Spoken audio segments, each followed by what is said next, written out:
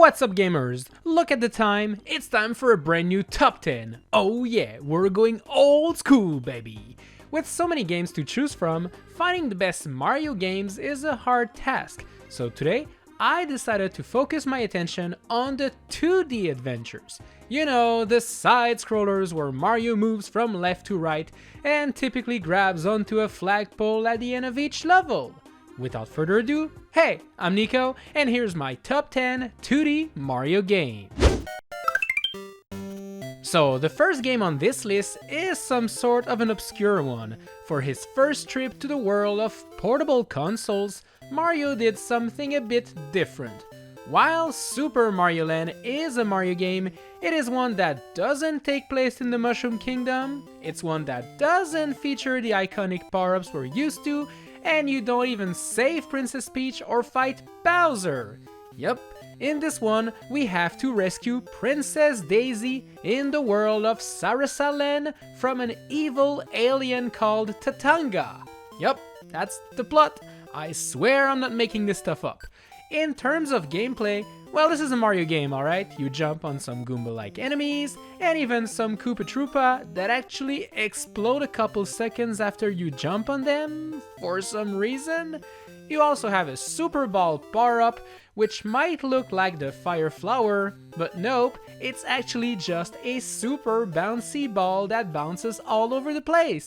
You also pilot a submarine and a plane. Yeah, it's a weird game, but it's a really cool one nonetheless. Guess what? This second pick on the list is yet another strange Mario game. After the success of the original Super Mario Bros., you knew Nintendo had to make a sequel. What no one saw coming is a totally different sequel that features completely different gameplay and power-ups.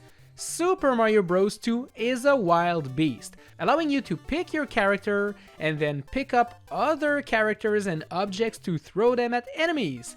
None of what made Mario, well, Mario is present in this game, and yet it's actually quite fun. As you probably know, this game is just a reskin of a Japanese game called Doki Doki Panic, but they put Mario all over the place and pretended it was a Mario game. But you know what? I have accepted this fact and moved on now. This is a Mario game whether you agree or not.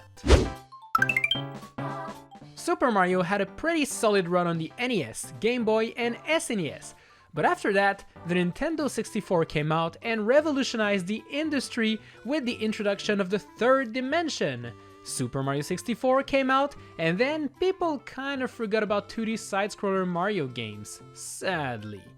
The thing is, Nintendo had a game plan to revive this genre on their brand new handheld, the Nintendo Dual Screen, or as you know it, Nintendo DS.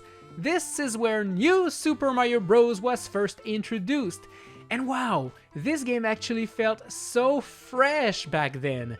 Different worlds, amazing levels, cool power-ups, including a brand new one where Mario turns into a giant and breaks the entire world. The boss fights were all original, the difficulty was very well balanced, and defeating Bowser felt super satisfying.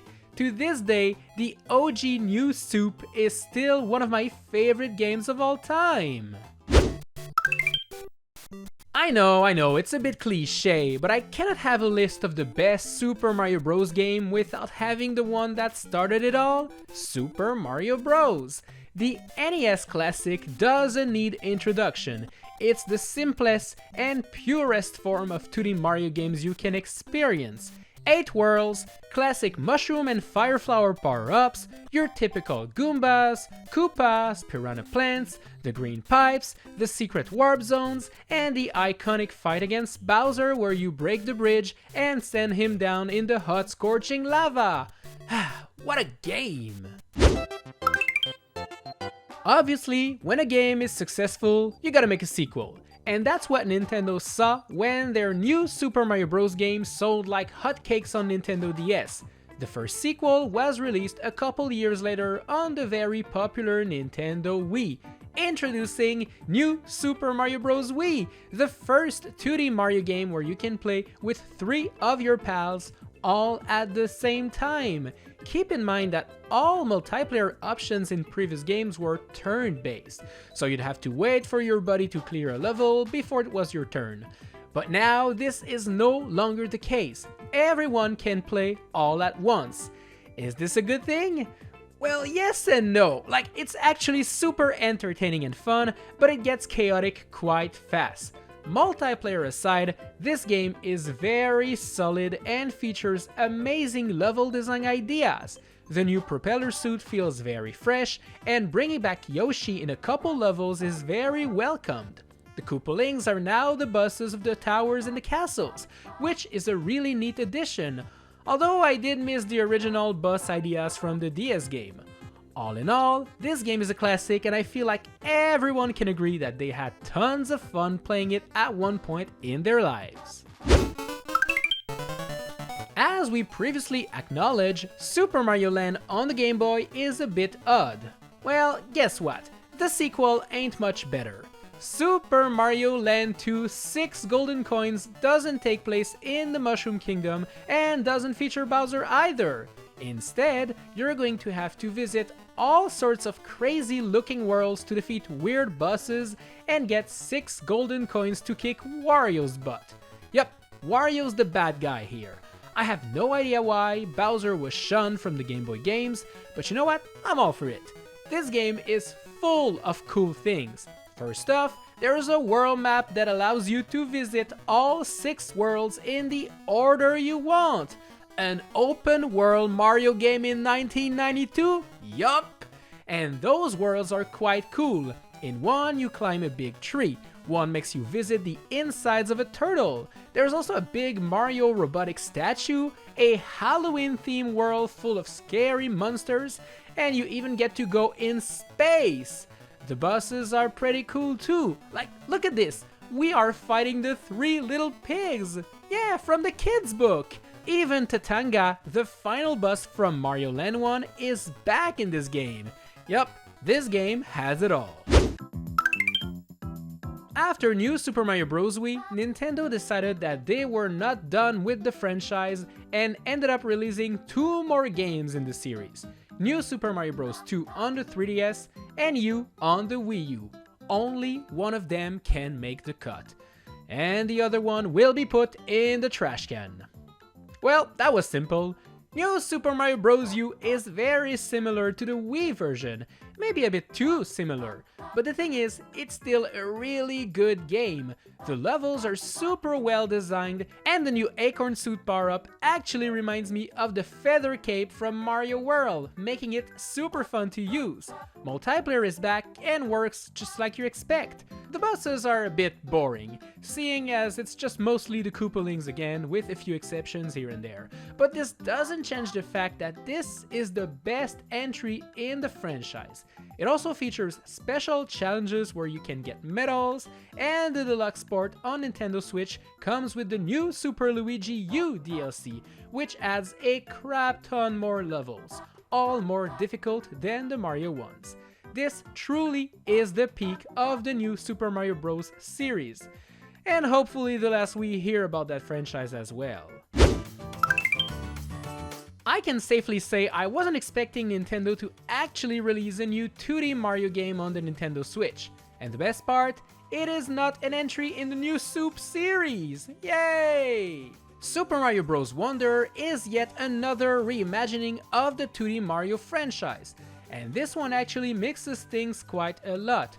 First off, the graphics are completely redone and look better than ever. Every character is like super expressive and also a bit chubbier, making them look super cute. You can play as a ton of different characters too, and some of them have special abilities. The new gimmicks in the game are also pretty cool too. You now have badges that you can wear, and these badges give you special abilities, like a big gliding hat, or a double jump, or maybe you want to run super fast. There's quite a lot of badges, and trying them all is part of the fun. Wonder flowers are located in each level, and when you touch them, you never know what's gonna happen. You might transform into something, or maybe the entire level will change. You might even change perspective and start playing a top-down version of Mario. Who knows? these effects do change the gameplay quite a lot and keep the game fresh and interesting for the entire duration. I wouldn't mind a new entry in this series in the future, and the upcoming Bella Bell Park DLC on Switch 2 will hopefully make this game even better. When you think about the original Super Mario Bros. Trilogy on NES, there's always one that comes to mind as being one of the best dang games of all time, and it's none other than Super Mario Bros. 3. This game is amazing, features so many cool power-ups, big world maps you can explore, items you can gather to help you out, hidden areas, it truly has it all.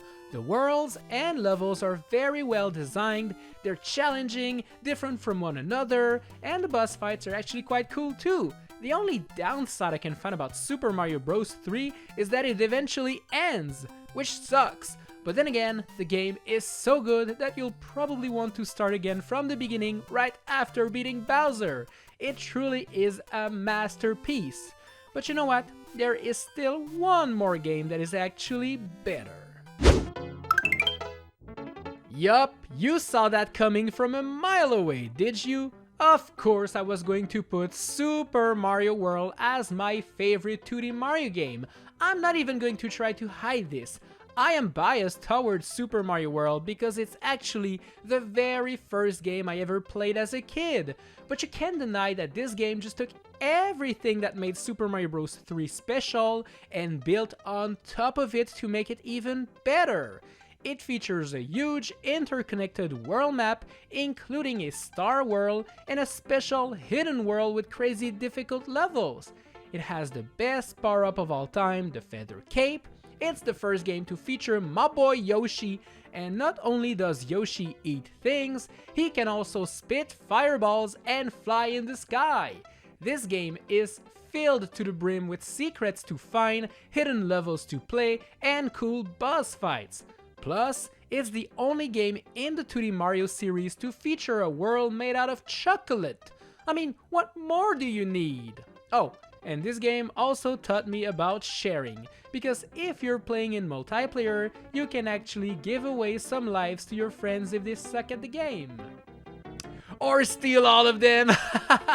Get good, idiot! So, what do you think of my list? Do you agree? If not, what would you change? Let me know in the comment section down below, and make sure to subscribe if you don't want to miss another lovely top 10 video. Thanks so much for watching, and I'll see you in the next one. Bye!